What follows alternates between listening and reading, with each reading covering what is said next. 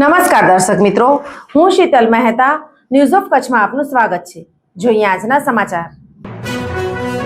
Dholavira ખારોડની 130 acre જમીન જેની કિંમત 70 કરોડ થવા જાય છે તેની બોગસ એન્ટ્રીઓ કરી હડપ કરવાના કારસ્તાન સામે કલેક્ટરે જમીનને શ્રી સરકારમાં દાખલ કરી।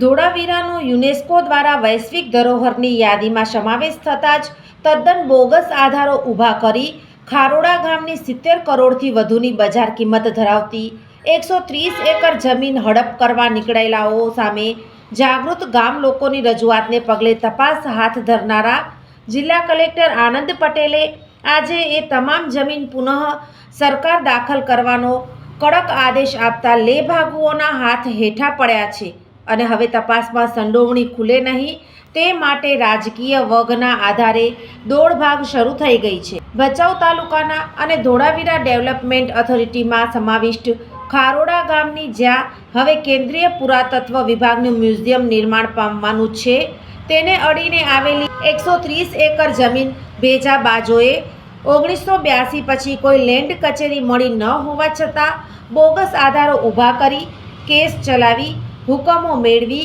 કબજો કર્યો અને વેચી મારી લાખો કમાઈ બેઠા। પણ વોટ્સએપ પર વધુ જમીન વેચવાનું એલાન કર્યું તેથી ભાંડો ફૂટ્યો અને જાગૃત ગામે અવાજ ઉઠાવતા તમામને બોગસ માલિકી હક ગુમાવવાનો અને હવે કાયદેસર પ્રક્રિયાનો સામનો કરવાનો વારો આવ્યો છે। કલેક્ટરે કહ્યું, ખોટું છે તે ખોટું જ છે, કોઈને પણ બક્ષવામાં નહીં આવે અને જે જવાબદાર છે તેમની સામે પણ પગલાં લેવાશે।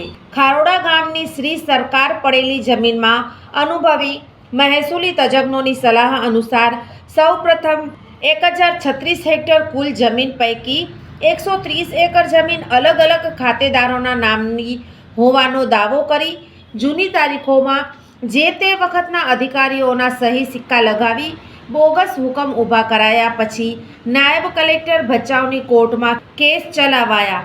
કુલ 8 થી 9 ખાતેદારોની મિસ અપીલ દાખલ કરવામાં આવી અને ઠેઠ માર્ચમાં 2-2.5 મહિને 12મી માર્ચના સામૂહિક નિકાલ કરાયો અને બોગસ હુકમ અપાયા જે કોઈ પણ નોટિસ વગર સીધા રજિસ્ટરમાં આખરી હુકમ ગણી ચડાવી દઈ 130 એકર જમીન ખાનગી માલિકીની બતાવી દેવાઈ અને 9 ખાતેદારોના ભાગે વહેંચી દેવાઈ।